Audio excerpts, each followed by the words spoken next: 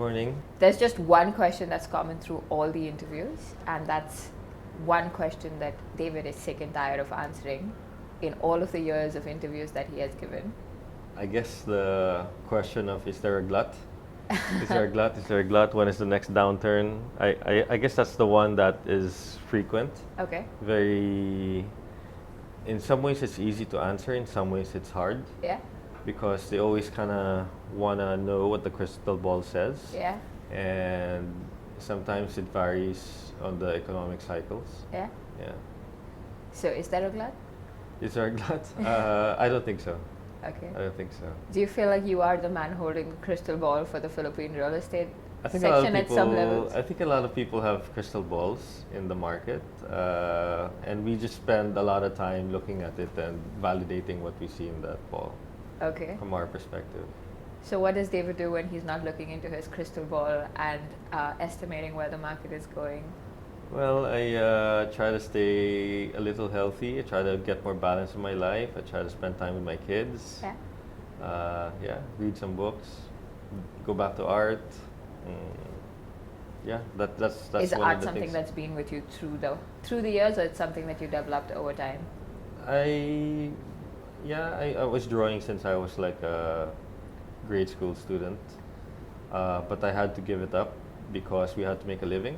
Yeah. Yeah, so my mom, I wanted to take fine arts, and my mom said there's no money in fine arts, and so I had to give that up and go into something like business back in school. So when did you dabble back into art? When did you say, okay, now I feel like I'm at that stage where I can also do what?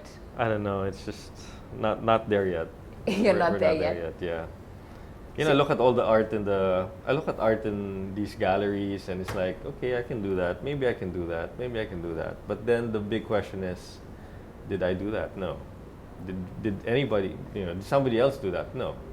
So at one point, you're gonna have to get off your I could have done that chair and actually do it. So one day I'm gonna do it, but I don't know. We'll see. How do you keep art a part of your life then, with such a busy schedule? Well, I just thankfully there are all these apps right now, Yeah. and just keep looking at art, and then I doodle every time in the plane. So when most people are in the plane watching Movies? videos, movies, and sleeping, I'm there sketching. Wow. Yeah. Do you feel like that's helped you in business in any way?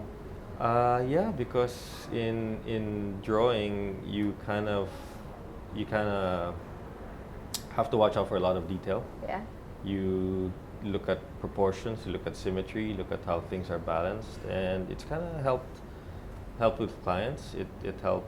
It helped me become more sensitive to people. Yeah. Yeah. And is there something that you see in your children as well, where there is a side of? Yeah. They about of the six of my kids, 4 are pretty actively doodling, drawing, and they're developing that talent.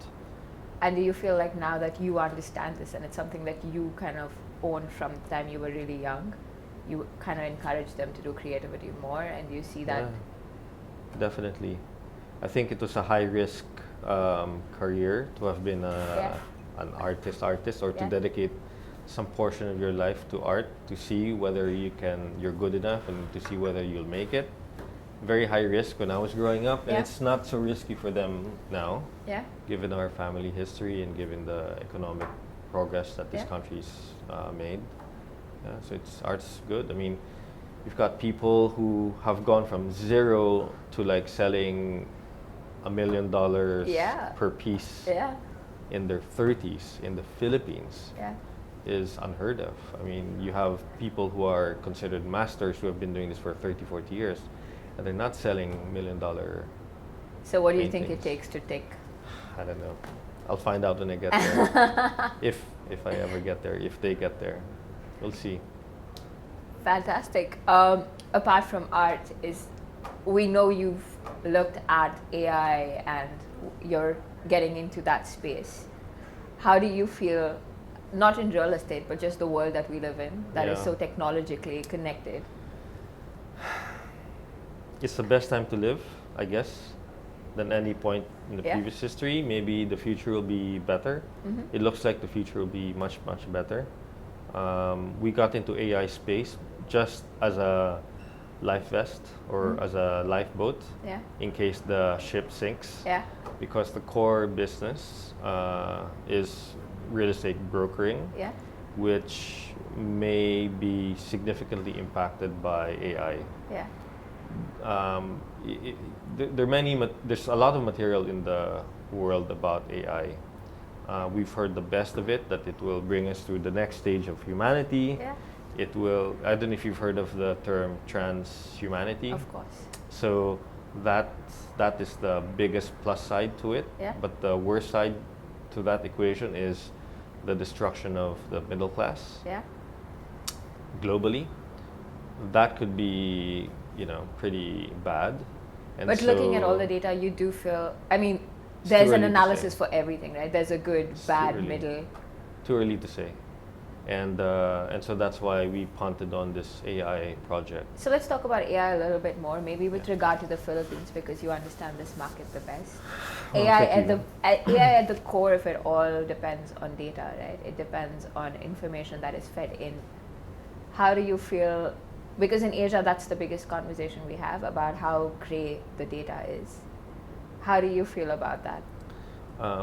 We still have a long way to go. Yeah. The reason why we have done what we've done in the core business is we have, number one, information, and number two, we've got enough brain power to think through what it means.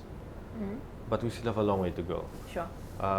We kind of cover risk for clients by giving them light in an opaque market. Yeah. We hope to keep doing that, and hopefully with this whole data learning, with the improvement of computing capacity, we'll be able to do a lot of that faster, quicker, better. Do you feel like this is a space you would, I mean, because it's Leechiu, it's more in the commercial sector, or do you see this trickling down into It'll be residential? everywhere. It'll be everywhere. Okay. It'll be everywhere. But you think the commercial sector will embrace it the largest in the beginning? It'll be the most easy to adapt to. Okay. The residential is so opaque. Yeah. It's super opaque. That's why it'll take time to get a grip. Okay. Because you're a father of 6 and we live in times that are so connected, how do you feel about your kids being constantly connected? Yeah, we have Wi-Fi in 2 rooms in the house. Okay. That's it. We have a rule to not have your phone during tables. Yeah? And I always tell them to limit their time with social media, because the internet offers you more than just social media. Yeah? What do you mean by that? Meaning, social media, yeah, you can keep chatting with your friends and send pictures about what you're eating and where you are, but there's a whole lot more about the internet, and the biggest opportunity is learning Yeah. and connecting with people for either business or making the world a better place. Do you think that this comes from a core of discipline, right? It comes from a core of, the flip side of what technology has done is it's made us super distracted. As a community, my dad calls me a humanoid. He said, you're no longer human, you have something attached to you all the time, which is Yeah. my phone. Yeah. Which, yes, of course, keeps me connected to work all the time, Yeah. but it also keeps me connected to all my friends who only put up what's perfect in their life. No one ever puts up the bad things. It's always the best holiday destination or the great food that they're eating. Yeah. And it creates this sense of, Artificial. yeah, Yeah. But I guess the internet has allowed us to share our joys, yeah, right? But also our sorrows. yeah, And maybe the most difficult and desperate of times, we will share our sorrows. Do you Maybe see that sometimes happening? too publicly. Yeah, I see it with a lot of people. But do people perceive it as strength? People will see it as maybe bravado, Okay. maybe as a sign of help to reach out to people. I talk to the people who push mental health Yeah. in the Philippines, and one of the signs they say is, if they're reaching out that way, then you gotta make sure you're there, Okay. you know. So if David was given a magic wand today and said you had one thing to change about the world and the way we did things, it's a hard question. It's not an easy question. No, it's something that people ask me all the time, and I always say the same thing. I wouldn't change anything. You wouldn't change anything? Yeah. Wow. Yeah, Really? I wouldn't change anything. Because you think the world is perfect with its imperfections, or? No, it's just whatever it is that's happened has happened for a reason, and it's made me who I am. Mm-hmm. It shaped me the way I am, and I couldn't ask for anything better, I guess. I had to go through very difficult times because I had to, Mm-hmm. and I overcame certain things with the help of many people, Mm-hmm. and that's helped me become who I am. Yeah. I wouldn't change anything. But as a whole, as a world as a whole, like if you could change something for all of humanity, as standing today, would it be climate change? I would pray for like maybe the temperature to come down a few degrees. I think if you look all the way back, to 100,000 years, humanity's been basically trying to kill each other. So I think if we could stop trying to kill each other, Yeah. then I think it will make a much better place. But I think the times we live in, we're a lot more civilized at the front of it all, right? I don't think too much of us has changed even in 100,000 years. I think at the core of it, we're still. Well, this is the longest peacetime we've ever had as a race. True. Look at the last 100,000 years. This is the most peaceful 70 years. But I mean, the world's changing and fighting with itself in different ways. Trade wars is still a form of war. Yeah, but it's not wiping out civilizations. You're not. There's enough check and balance to prevent genocide, Yeah. right?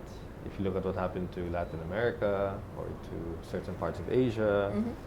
if you look at how Rome grew its empire, I mean, it's pretty brutal. Mm-hmm.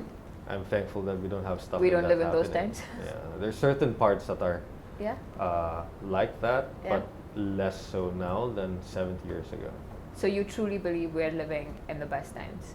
Oh yeah, definitely. I mean, we could have accelerated all of this by 10,000 years. Yeah. If we just learned how to live peacefully with each other.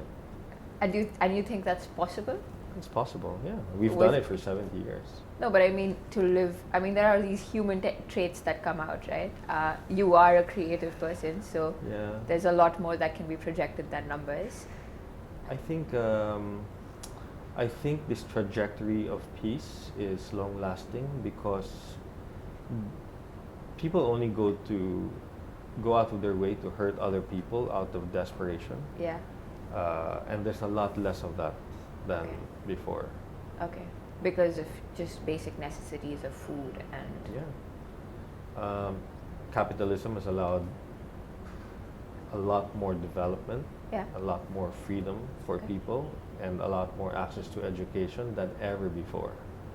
And the internet has just accelerated that. Yeah. You know, it's basically made education free. It's made the world such a small place. I mean, sitting in Asia, you almost feel like you're part of. You understand cultures from different places because, if nothing else, you're consuming content from everywhere else, and from a cultural perspective, you start understanding people a little bit more. Yeah.